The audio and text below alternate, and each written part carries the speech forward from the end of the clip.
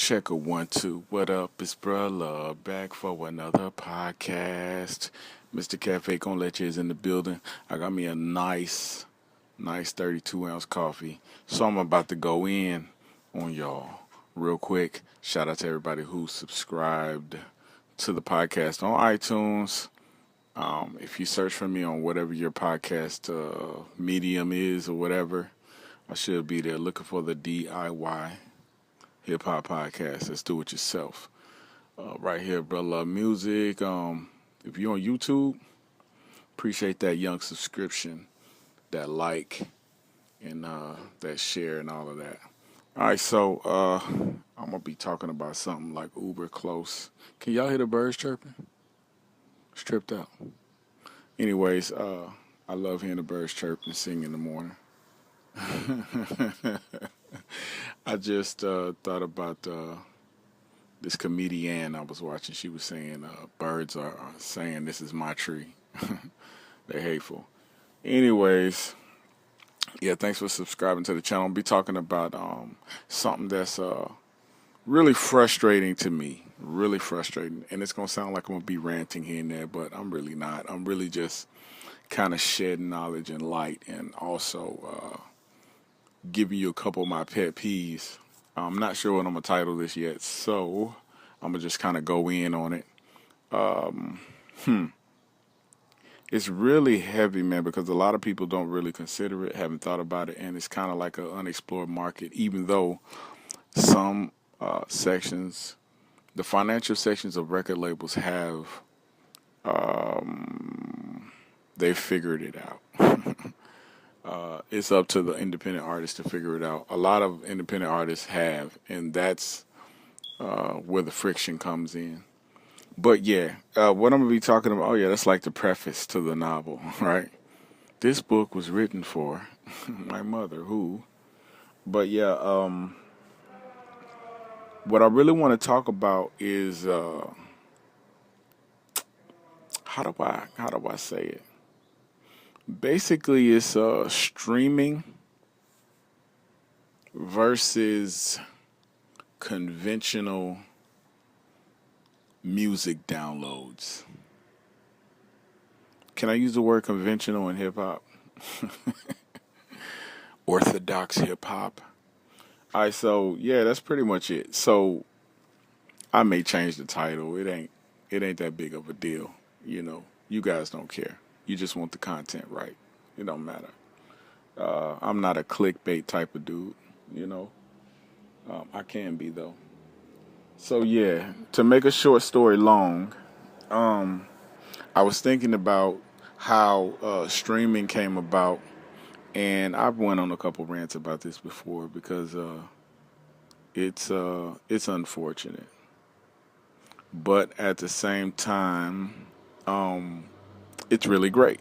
It's got like really good pros, and of course, you guys, you're gonna hear some sirens. It's Chicago. If you listen to some of my past podcasts, oh yeah, if you're listening to this podcast, you need to download it. Whether you download off YouTube or whether you download off iTunes or wherever you get my podcast, download it, put it on your hard drive, save it, because this will be deleted. It'll be gone forever, okay? I'll probably keep these podcasts up for a good 3 days to a week, and then boom, they're gone. So keep that in mind. All right, so there's really bad cons dealing with streaming and conventional music buying, and there's really good pros. There's really good pros. Okay, so let's talk about it. Let's talk about it. Before I talk about it, I have a bunch of links on my YouTube and in my podcast. If you guys want to grab some gear, or if you just want to support the channel, you know what I'm saying? I'm at paypal.me. You know what I'm saying? /Bruh Music. So if you want to, donate to the cause, pause. Go ahead and hit that up. All right. So, streaming versus conventional downloading. Should I start with streaming first? I'll start with conventional downloading first because it's older. All right, so, if you were younger, you probably don't know about all the mediums that music was delivered to the masses on. We had everything from vinyl to 8 tracks to audio cassettes up to CDs and mini discs and all different types of things. So where we are right now, all media can be found, or most media can be found in some type of digitized or digital format. All right, so that's where I'm gonna start. So back in the day, let's go to the '90s when the CDs were hot. Actually, let's go to the '80s when. Nah, let's go to the '70s when vinyl was hot. All right, so back in the day, when I was late '70s, just being born, my dad and my mom were bumping like Motown and Aerosmith and Michael Jackson, Smokey Robinson. You know what I'm saying? Kiss. No, not Kiss. Kiss didn't come to the '80s. Anyways, they were bumping these vinyl records, and these vinyl records were the medium that you used to play the music. A lot of y'all know that. Just bear with the people who were born after the year 2000, okay? So, the way that this medium got into their homes, it was delivered to the stores. Of course, you know that. And people paid, anywhere upwards of, $5 to like $20 for a vinyl record. Now, some of my favorite. Oh, this is turning into a vinyl. Y'all know I love a vinyl. But nowadays we have stores that have really well kept vinyl records. You can pay thousands of dollars for one vinyl record. But I'm laying a foundation of, you have a record label, you have a pressing plant, and then you have all of these individuals in between that make sure that, from the studio, the artist's music gets a master done and delivered to the vinyl and pressed up at the plant. And then from the plant, it gets delivered to the stores. And then that's where the consumers, my parents, were able to go and cop those records. And so, the money that was made from those records then, was divided up into royalties and went to the label, and hopefully the artist, but more importantly in the music industry, the writers and the publishers. Okay, so that's a whole nother conversation. But the thing I want to highlight is the fact that the consumer goes to the store and cops this favorite artist or whatever. All right, so now that's a conventional way of getting music. And so you trickle that down from tapes to CDs and mini discs and all the other mediums that they drop music on, USB flash drives. You could buy pretty much anything by the end of 2005. But there was an era from the 90s into the 2000s where this platform was built called iTunes, right? You guys are familiar with iTunes. Everybody knows about iTunes and Google Play. Google Play came a little bit after, but iTunes basically became the digital version of the vinyl record and the freaking cassette and the CD. And so you could go and you could cop music. And I guess this could actually be a good melee into intellectual property too. Segue, melee, whatever. Whatever, type of email that you provide for Apple, under that particular email, which is your intellectual property, they would attribute you a license to. Actually, they would give you a sales receipt, and that's a whole nother thing dealing with licenses versus point of sale. Eminem actually won a lawsuit to say, hey, I get more because it's a license for my music. And your average Joe Schmo artist doesn't get what Eminem gets for a record, which is it's dope on Eminem's part, but it's kind of unfair to the rest of the artists across the land. But everybody's not an Eminem. Everybody doesn't have Eminem lawyer team type money situation.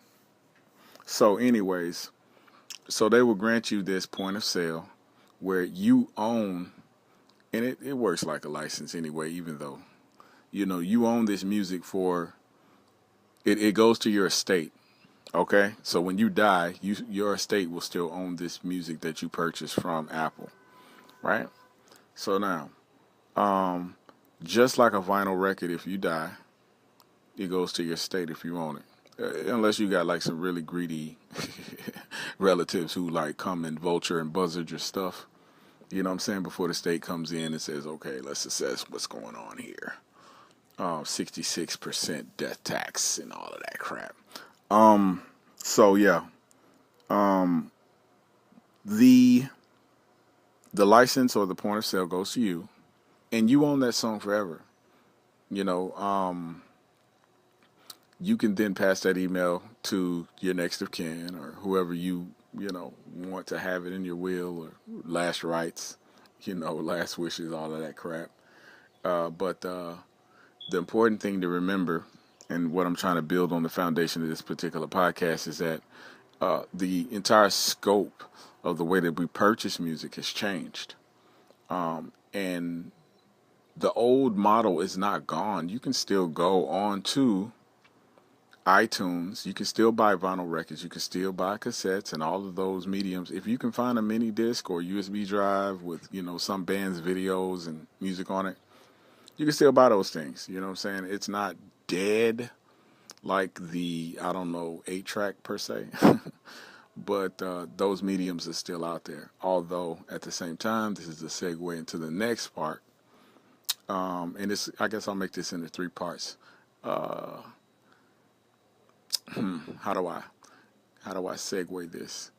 The model has changed to where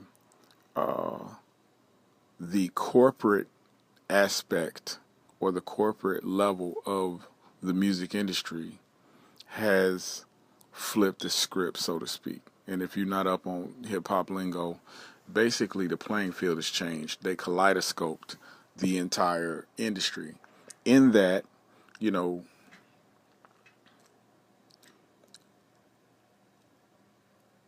have platforms out here that, and see, it's so complex the way that it's been tweaked that that's where you get the pros and cons. So let's go back somewhere about like 99, right?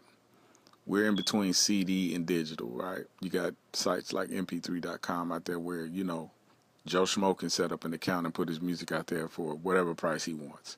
And then you got not SoundCloud. I'll bring SoundCloud up later. But you have, what is the name of the website where you can sell the beats? SoundCloud, it's not SoundHound.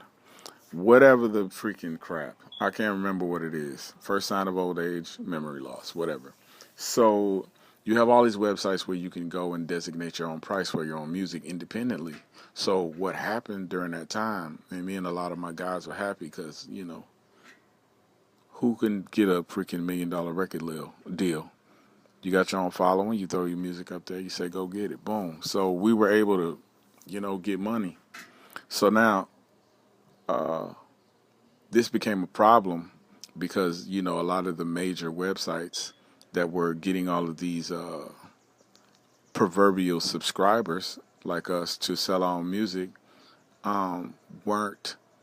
There was some dirty birds in the mix. People would put up licensed music. Like, you don't just go and grab Michael Jackson or somebody and put it on a website and collect money for that. Like, that's just wrong. You know what I'm saying? And so you would have these record labels going to these websites and saying, yo, you have our licensed music, somebody. And so you had like mp3.com, and Napster was a really big one.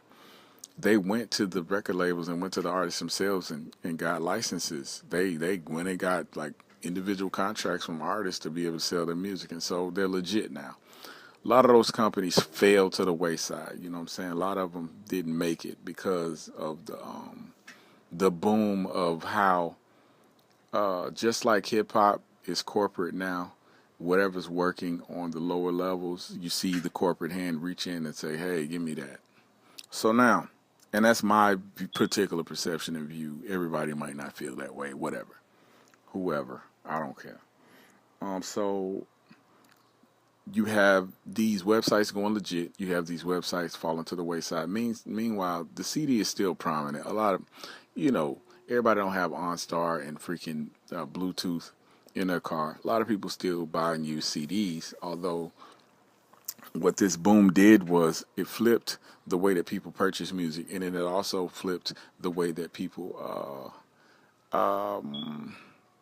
receive music, because not only did you have these legit websites where you could set your own price, you also had websites like LimeWire and BearShare and all these different torrent websites where you could just go and download whatever you want.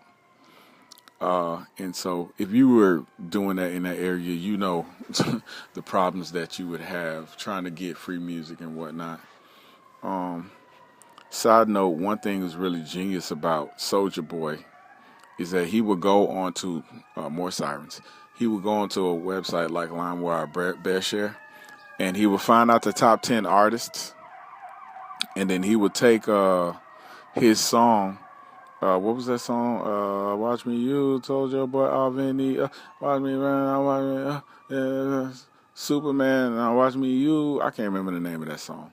Anyways, he took that song and he would upload it to those websites with the name. Like if Beyonce was number one, he'll put Beyonce so and so whatever song, and then he would upload it.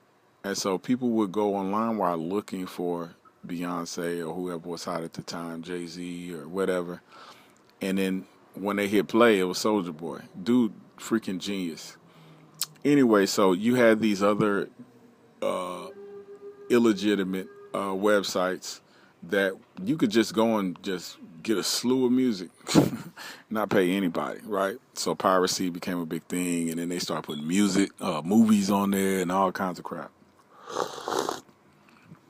So now I'm building a platform here, guys. Bear with me. Bear with me. I know it's extra, right?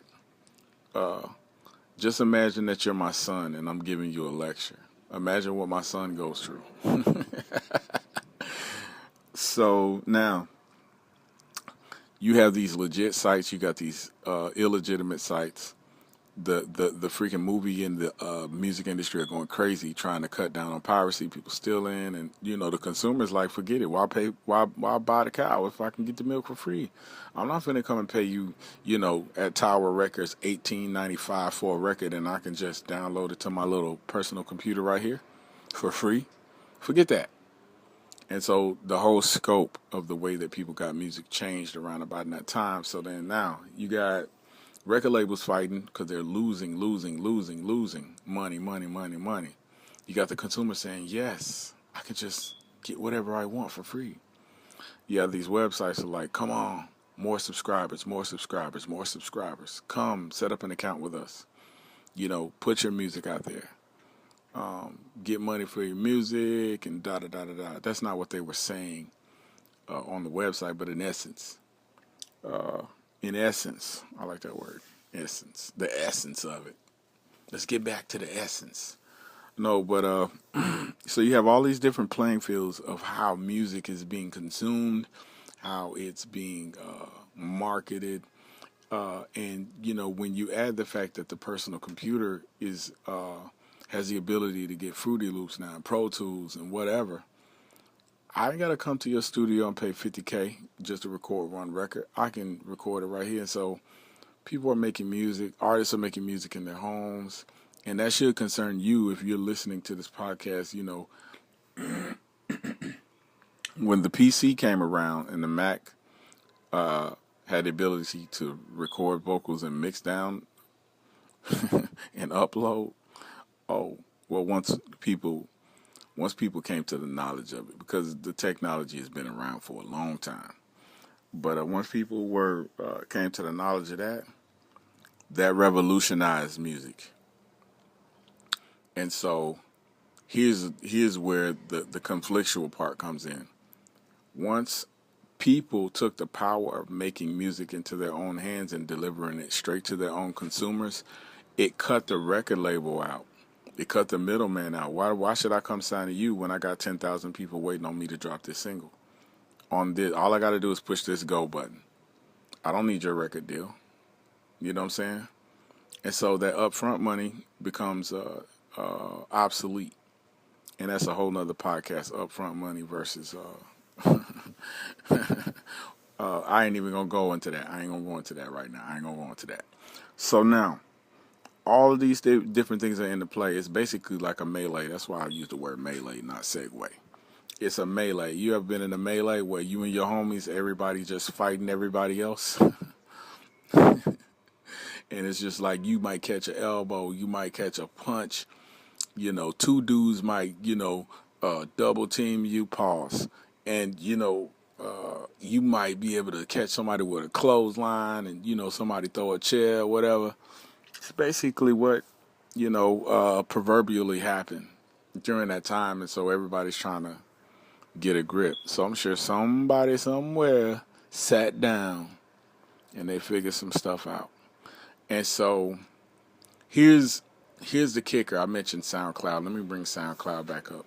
You have websites like SoundCloud. SoundClick was the other one that you used to sell beats on. Glad I could think about it. So if you're a producer, you go to SoundClick. They got a decent format to be able to sell your beats on. But so you got SoundCloud pops up. SoundCloud says, "Hey artist, you wanna get exposure? Here, put your music. Come subscribe to us." So then SoundCloud has this platform where, you're not getting any money, but, people can come and listen to your music. And y'all know how big SoundCloud is now. SoundCloud is crazy. But the biggest thing about it is SoundCloud gave you the availability of LimeWire or the sharing, the pirating websites. It gave you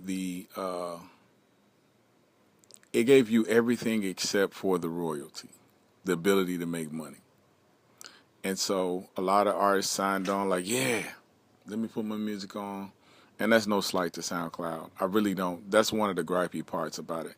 SoundCloud never gave licenses to artists. SoundCloud they never went public and gave artists or producers or labels the ability to buy in and get shares or share with the company. And they've built this huge platform on basically the artist's back, but artists don't get nothing except for a bunch of views, spins. And that's just my opinion, whatever. I got music on SoundCloud, so it ain't no big deal, whatever. I used to publish on SoundCloud, and SoundCloud had this really great, big availability to do a bunch of things, but then they got smart and they said, okay, well, since we're subscription based, we're going to start charging for it. And so now SoundCloud is a bigger beast than it's ever been. But so you had SoundCloud come out, I just can't pull myself to pay SoundCloud for it. I'm not getting any royalties from my music. You're getting, anyways. Peace to SoundCloud. Shout out to SoundCloud.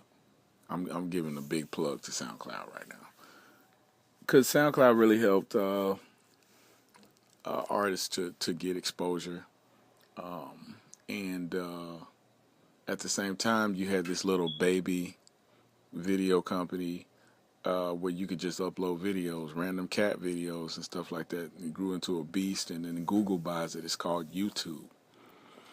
So in conjunction with SoundCloud, artists were now able to, put out their own music and put their own videos out there for free. Like, yo, here it is. A groove, slightly transformed. Just a bit of a break from the norm.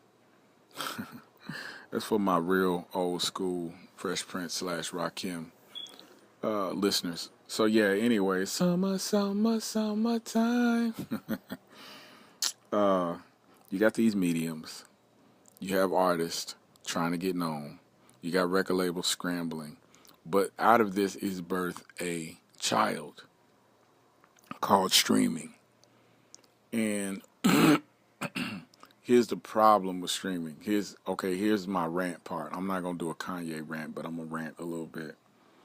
My problem with streaming is round about somewhere in between 2007 and 2010, there was a dead airspace where record labels didn't know what to do, artists didn't know how the streaming thing was going to go.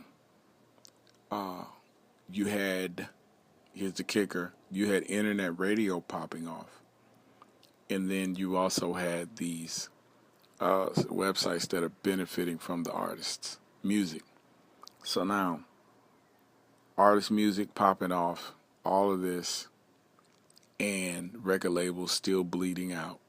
They're still signing artists, though. I mean, they still got the money, but a lot of them are dying.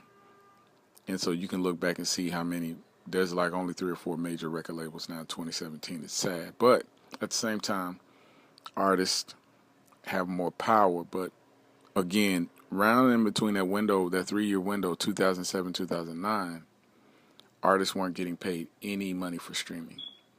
And you have these internet radio sites, which still exist, doing the same thing that SoundCloud and a lot of the other websites do, which is highlight the artist but collect the back end money, whether it be advertising, which is like crazy, and other things.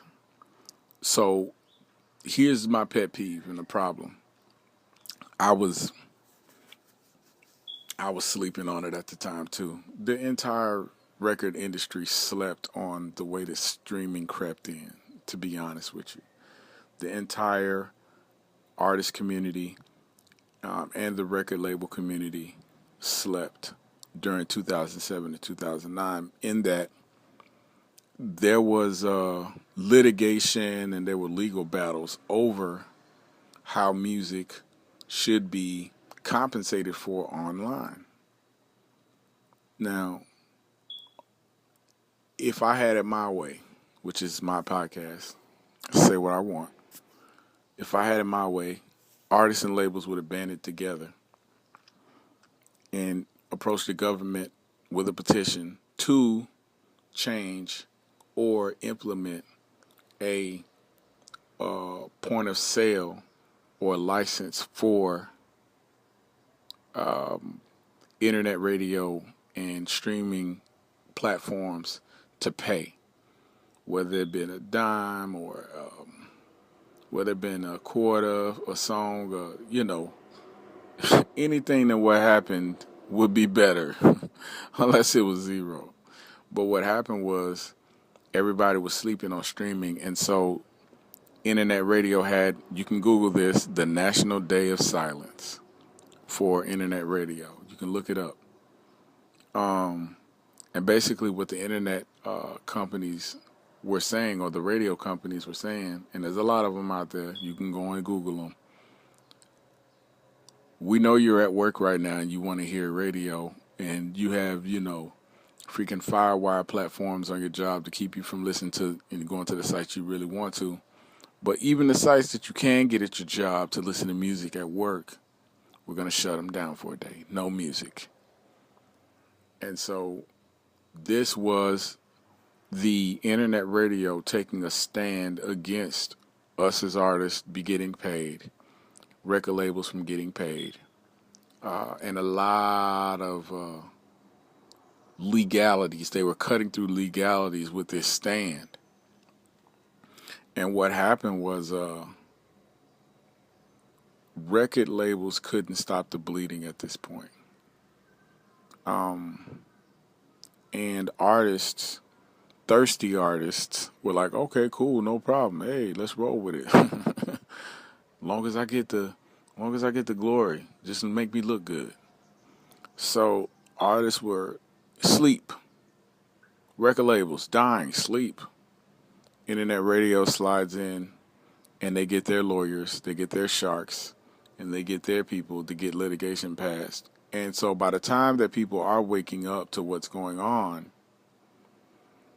and the people with enough money and power to fight this thing back to say, hey, this is not right for you to be playing artists for free on your record label, on your internet radio and not paying,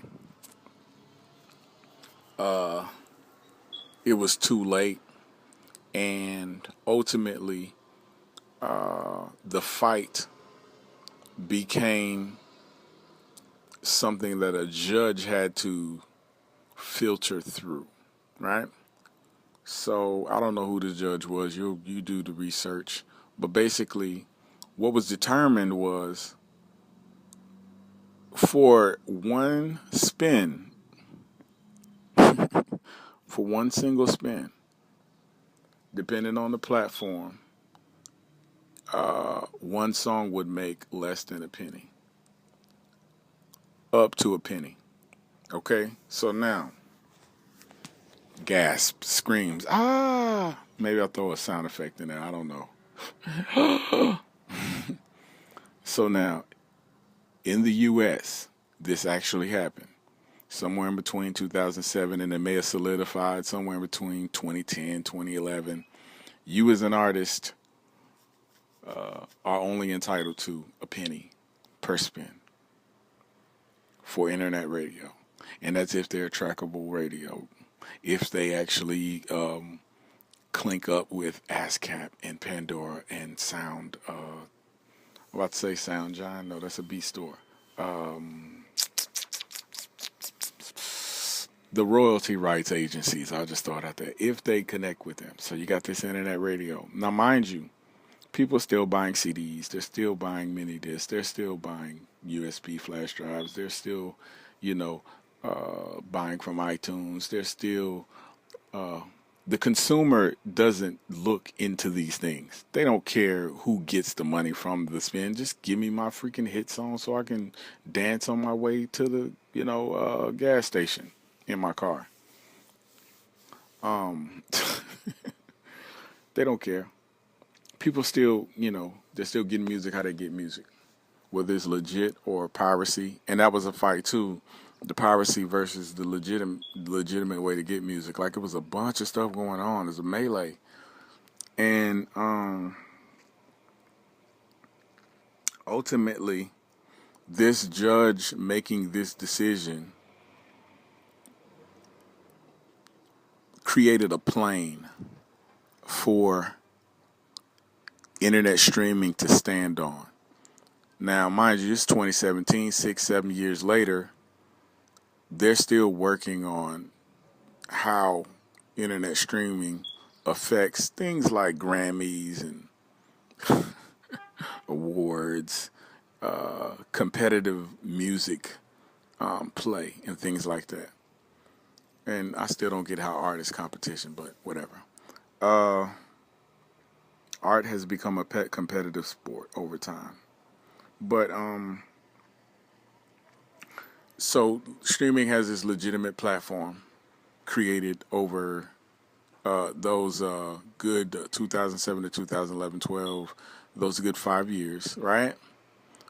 So now, internet radio can get paid, has to pay for streaming. They have to pay the record labels. It's crap, of course. That's the part that I hate about it. I mean, what's a penny a spin? It's nothing. You know what I'm saying? But what it did was create a new media income for labels and artists, right? That's one pro that came out of it. That's one good thing that the judge did. Even though he could have made it a dime, he could have made it a quarter, he could have made it $1, he could have made it $5, $10, $15. You know what I'm saying? Advertising would pay for that, but that's a whole nother thing. That's a whole nother podcast. So now, creates this platform. Boom, you got this plane for record labels to get paid again. So slowly record labels are finding out about it. And some of them are getting the bleeding to kind of stop a little bit, but they're still gushing. It's like a Band-Aid, But a Band-Aid to a freaking spear to the gut, a major artery. But yeah, so now you got your Band-Aid on that, but at the same time, there's this new industry out of the music industry being born. It's this little baby. So little baby Jesus in the manger. Now you got this little baby being born out of all of these different, can I use the word factions? All these different branches of how the consumer gets music, and there's an accountability level that's being set because of the legality by this judge saying you have to pay to use the artist's music. Not everybody can do it now. You see what I'm saying? But the ones that are and can afford to do it. And mind you, there's people who have played artist music on the internet and continue to play it since then that haven't paid ASCAP a nickel. You know what I'm saying? But ASCAP being I'm trying to think of my other internet source. But just stay tuned to me. I'll go in on them later. So this baby's born, and so again, the corporate arm has reached in and garnered a way to monetize the way that music is consumed. So not only are people, buying CDs and doing the conventional way, but a lot of people just don't really care about buying a particular song. They just want to hear music, so they'll just type in Spreaker.com and go and listen to whoever. So now,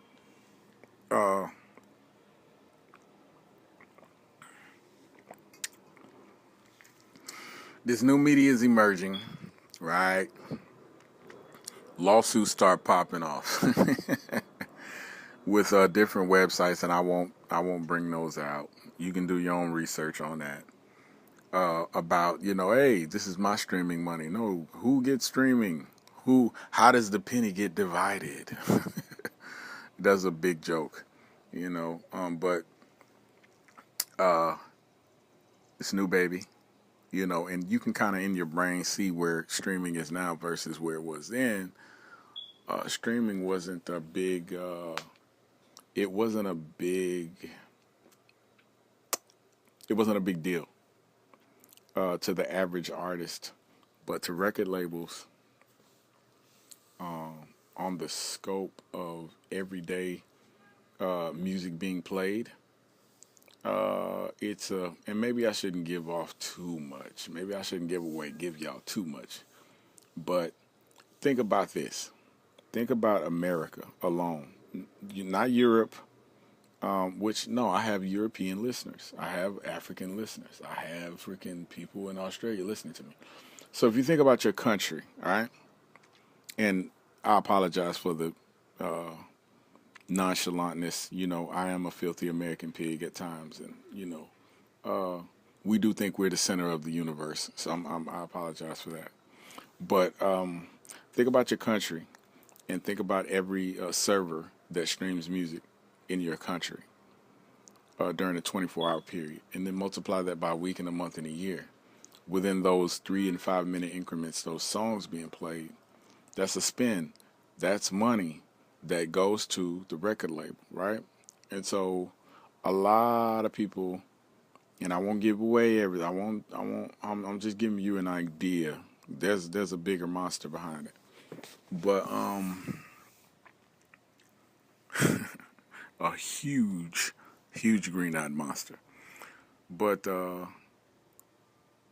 if you think about that versus being able to collect those new media royalties, that's what I'm gonna call them.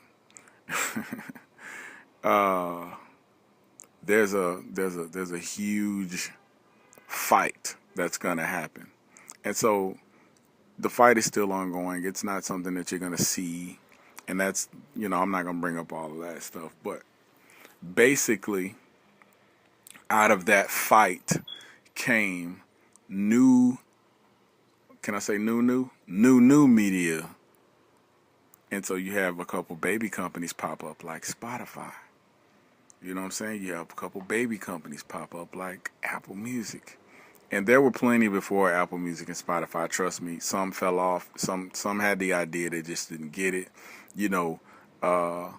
Tidal just barely inched by, you know what I'm saying? And then when Jay-Z comes along and says, hey, let me get that. And then the popularity of it, of Jay-Z and all of those entities that he owns pushes title up and makes it a formidable opponent to Apple Music and Spotify, but that's a whole nother podcast.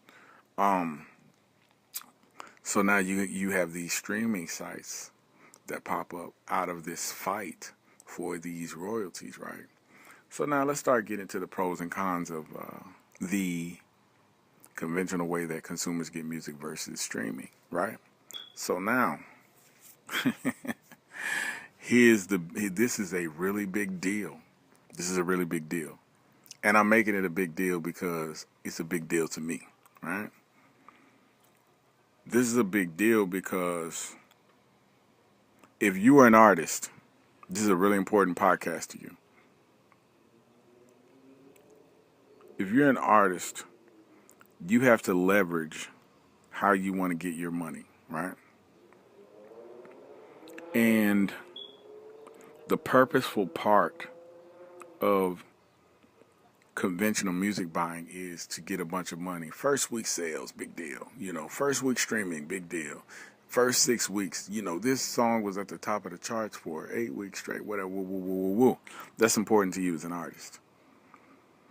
Now, the pro of people conventionally buying your music is that you get the money right there up front. Bam, no problem. Go and freaking get a double cheeseburger from McDonald's, whatever, right? Depending on how you get your money, because if it has to filter through a record label and all of that, that's a whole nother thing. But conventional way, straight, point of sale, license, good, you're gone. The con of that, right, of conventional old music, the old music buying model is that your fan that purchased that music will have it until they die and beyond, whoever gets that licensed email, right, to that goes to the estate, right? So now, and maybe I'm working out some legalities as I'm actually talking, right? Because a lot of this stuff is still gray matter. It's still gray area. Like there's a lot of legalities that aren't covered in streaming and conventional music buying that they've kind of skimmed over the years, and I don't talk about. Anyways, I'm talking about it to you guys because you subscribe to the podcast. So, one of the cons is that, people can die out with that one particular 99-cent to $1.25, whatever you charge for your download, right? $9.99 album, whatever. Now, with streaming, the con is that you're only getting a penny per spin. It sucks.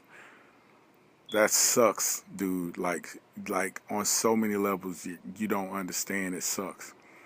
But the pro in that, what the fight is all about, and maybe that'll be something in the title. What the fight is all about is that streaming has created this new income that is so huge. It's so huge. You may have an artist, and I won't name any artist, streaming 50 million times in a week for one particular song, right? That totally busts the glass ceiling, and it freaking it takes the salary cap off of music. So you get this $9.99 point of sale for an album on conventional sales, but with streaming you could have one song make $5,000 a week just off 50 million spins, depending on the platforms, because some of them pay a fraction of a cent, and that's a part of the joke. But in all seriousness, when you have an artist doing 50 million spins per week, whether they're signed to a major record label or independent, it's $5K, right? If my math is right. My math may be a little off. $5K a week, $20K a month off one single. That's not including merch. That's not including shows. That's just streaming. Not to mention people who still use conventional music sales to buy the entire album because they like the artist. You know what I'm saying? First week sales, CDs being printed up, and all those things. This new media has now become a beast. And so you have these platforms like Spotify, like Apple Music, that have capitalized off it. It says, hey, we have this artist, insert your favorite artist on our platform. And so then, round about, what is this, 2017, around 2015, 2016, artists start saying, oh, you want my music on your platform? You want me to be exclusive? And then so then you have, I guess I could say, like, you have a Beyonce who says, okay, I'll just release my album on Tidal. So all the Beyonce fans go and subscribe to Tidal. Yeah. Kanye says, I'm going to Tidal. Yeah, only available. You know what I'm saying? Life of Pablo, only on Tidal. Then you have a Chance the Rapper who Apple Music says, hey, let us only stream on our platform for a week. We'll give you $50K. But everybody's going to Apple Music to get the coloring book. The streaming beast screams, hey, come to me. I have no salary cap. And so there's the advantage and the plus sign to you as an artist to say, yo, I could potentially have no cap on what I can earn on my music. But all of that boils down to the popularity of you with your fan base. You know what I'm saying? So when you look at the pros and the cons, you look at the negatives, you look at the positives on both sides. It's important to put your music in as many areas as you possibly can, whether they be free, whether they be streaming, or whether they be conventional, because there's so many outlets and you can't limit yourself. But at the same time, I have to say this. I really have to say this. This is important to me. Don't limit yourself to only free and streaming avenues, because not everyone does it the right way legally to collect their royalties. And then at the same time,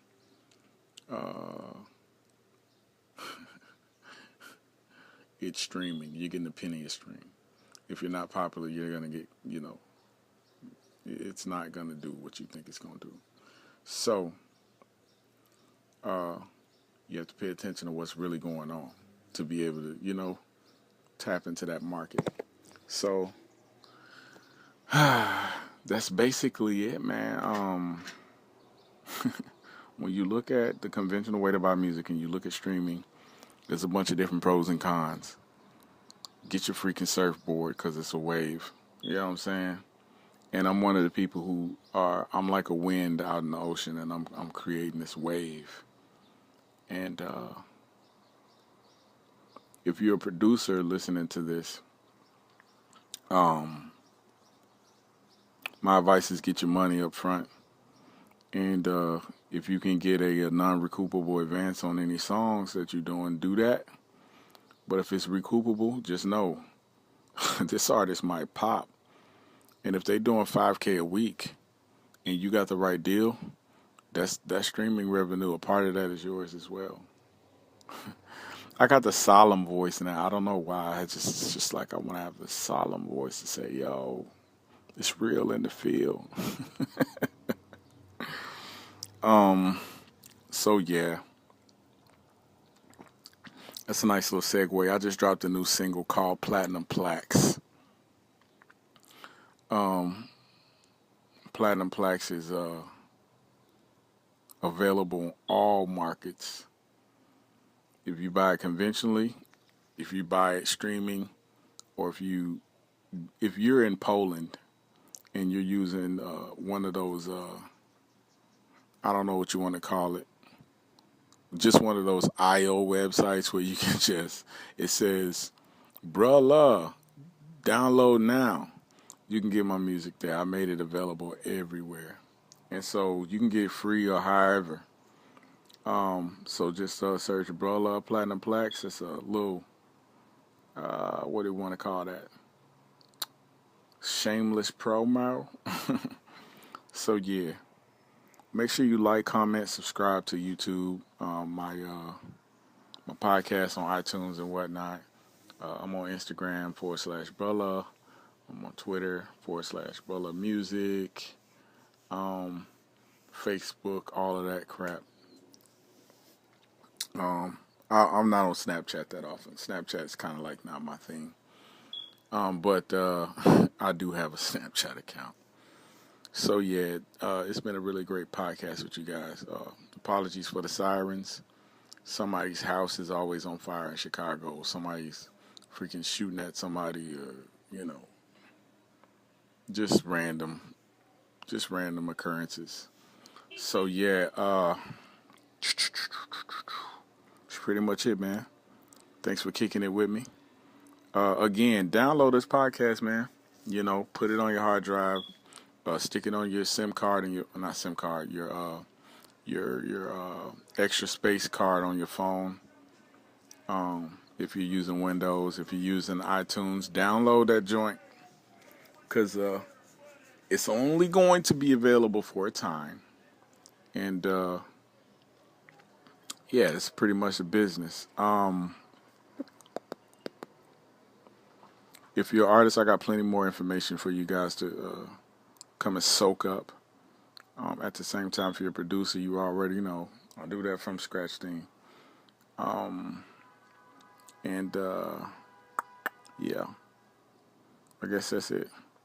So I just want to kind of go heavy on the royalty of back end money of streaming, because it's a beast, but at the same time it could be zero for you. And I don't know why that's funny, but I just think it's funny. There's a lot of artists out here trying to make it, but then they just put that music out just for free only. That's not how, the popularity of it will be there, but then, if you're popular enough, like, that's one reason why I like Trinidad James. And a lot of people, they make Trinidad James out to be some type of whatever. But this guy was able to garner show success. So, if you look at a Lil Wayne who makes $500K per show, right? Dwindle that down to somebody who only makes $10K a show, $50K a show. A show just from, SoundCloud spins. Might not be making money off SoundCloud, but then when you show up to a place, somebody saw your YouTube video, you getting $50K a show just to show up. So, I love that. I love that aspect of the industry. Yeah. So yeah, this podcast is this is the type of podcast that will make you take your laptop and smash it into the refrigerator. Yeah, dig. Umbrella. This has been a very healthy, a very, very healthy podcast. And it looks like I'm talking like 53 minutes. I love it. Sit down with my coffee. Holler at you guys. And a sip on my cafe con leche. Yeah. I always want to end this on a bright note.